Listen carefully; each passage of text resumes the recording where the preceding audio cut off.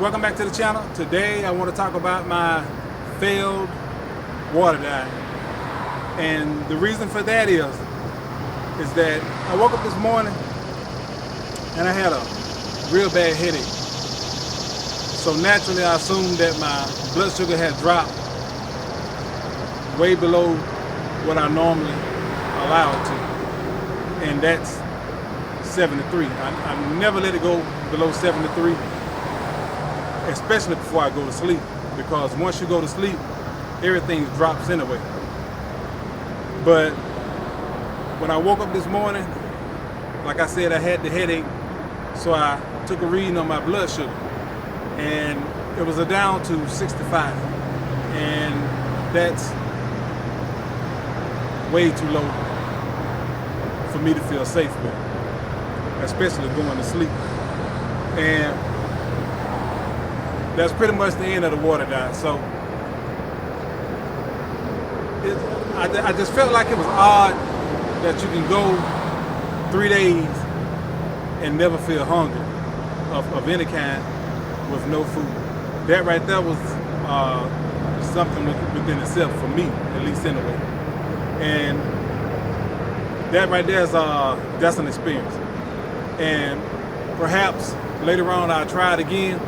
What I will probably do, I probably will carb up before I start that type of a diet.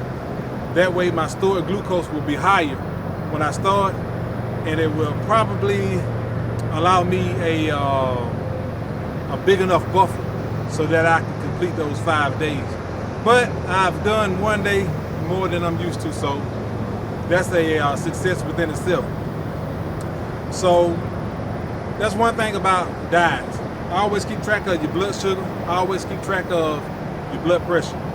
Those two things right there will let you know whether or not your diet is going sideways and you need to pull out of it. And it'll also help keep you safe, because when it comes down to your blood glucose going too low, you can start having seizures. You can also go into a coma. So you want to know something about what you're doing before you do any kind of a diet. You want to pretty much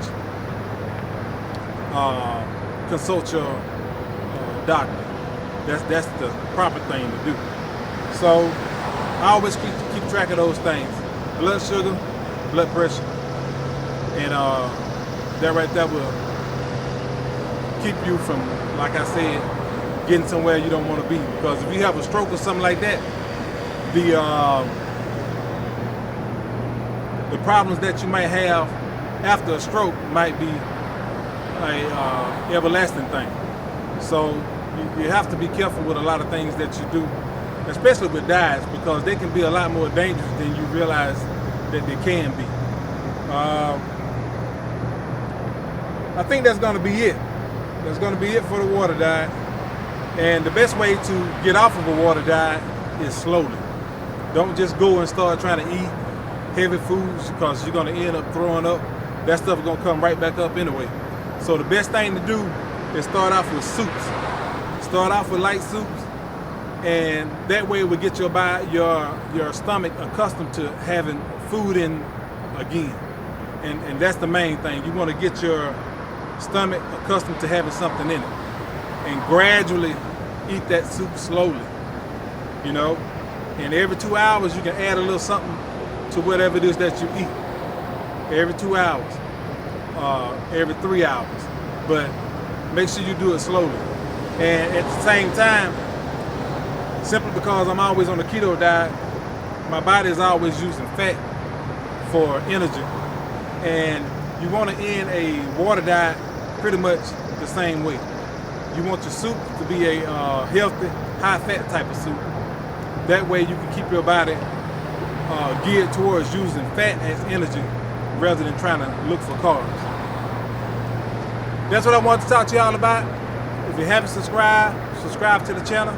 And again, I'll be talking to you later.